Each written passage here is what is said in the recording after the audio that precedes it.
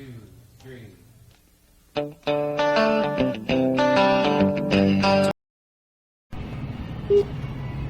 It's good, YouTube. This is TeamPlusorBust here, coming with another second episode of diving into the meta.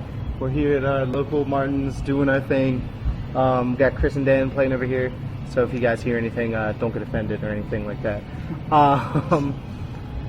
So this week what I want to talk to you guys about is YCS Toronto, which is, of course, we know is coming up in like 3 days, September 1st, and it's going to be our first look at the new format. So as usual, I got my little pad here, and we're going to walk through some topics I want to talk to you guys about.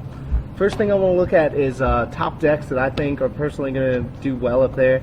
The beginning of the format is always a iffy time on what's going to be dominant throughout the format.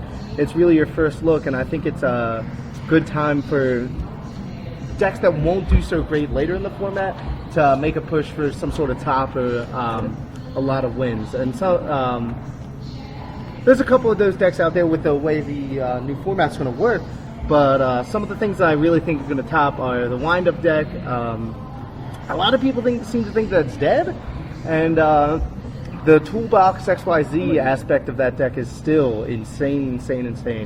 So I really think that's going to be great. I mean, I've seen a lot of plays with Photon, Fiddle, Pop, or the butterfly thing. And it basically, you bring out a rat. There's a lot of stuff between Shark Magician, you bring out rats, make all sorts of fun stuff. So it's pretty cool. And I think that has a lot of push to be a really heavy hitter. I mean, it has a lot of OTK ability, things like that. The next thing I think is going to be really big is Heroes, for the straight fact that it didn't get touched by the ban list. I mean, yeah, you lose a duality, you use an e-call, but let's be honest, a lot of decks just ran 2 dualities anyway. And with them getting Escurado, I think it's a really big thing that gives them a lot of toolbox ability as well, and you have to be really careful in what you play and make sure not to overcommit too much, because they hit you with that super volley and it gives them instant advantage.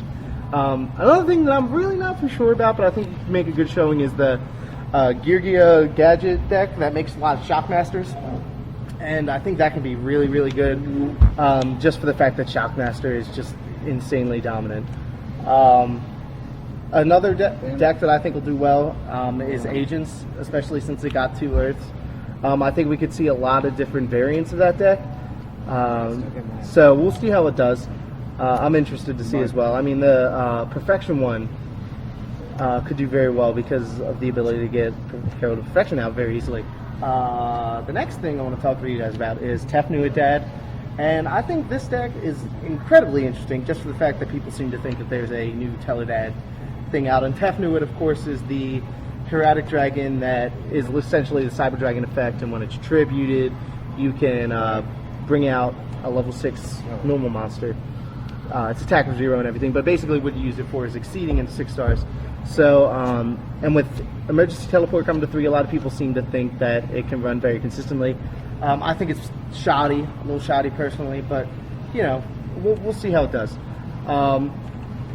But as I was saying, guys, the first YCS being on the day that the ban list ends, or starts, I should say, it's going to give us a pretty cool look at what decks could be big. But it also could be very misleading in the fact that, you know, people aren't used to certain decks, and we could see something very interesting top, something that we're not used to seeing, something either brand new or old that, you know, has come back to light. So I think that'll be pretty cool. I'm actually really excited to see some of the feature matches and stuff. And that brings me to the next thing, which is the tech card, not necessarily tech, but the big card that everybody's been talking about, and that's Thunder King Rai-oh. And people seem to think that's going to have a huge impact in this. And I think it also, with Thunder King Rai-oh becoming so prevalent, it diminishes maxi and effect veilers. Because effect veilers, you look at what they hit, and they were okay against Dino Rabbit. They were okay against a lot of things, but they were mainly really good against the Zectors for stopping big plays right before they started. So it would leave your opponent open with fairly low attack monster out. So yeah, I think Thunder King is a great thing, especially now with people thinking Heroes is going to do so well. It's a 1900 beater, stops people from adding card to your hand, It eliminates the issue of Stratos right off the bat. Eliminates Gadgets effects. It really solves a lot of problems in a lot of decks these days. And so I think that'll be good. And another thing I want to talk about is hand traps. Like I said, with Maxi and Effect Veiler becoming less and less prevalent because of the things that they don't really cover and they don't really defend well against. I mean, the Maxi, if you got that out on windups, yeah, that's good. You get Effect Veiler on windups, yeah, that's okay. But I don't think you'll see as many of those as people seem to think. So, yeah, but as it goes on, we may give you guys some updates and everything, but I can't wait to see. We'll learn a lot about what this format's going to bring. We'll actually see a lot of top-name players there, of course, being the first YCS of the season. So I'm really excited. If you guys have any comments, please leave them in the section below. More than happy to hear from you guys. Check out our Twitter, which I'm pretty sure is just TeamPlusorBust. We have some fun stuff up there occasionally, and try to keep you guys informed and everything. So please rate, comment, subscribe, all that fun stuff. And yeah, guys, take it easy. Hope you guys enjoy the YCS as much as we will.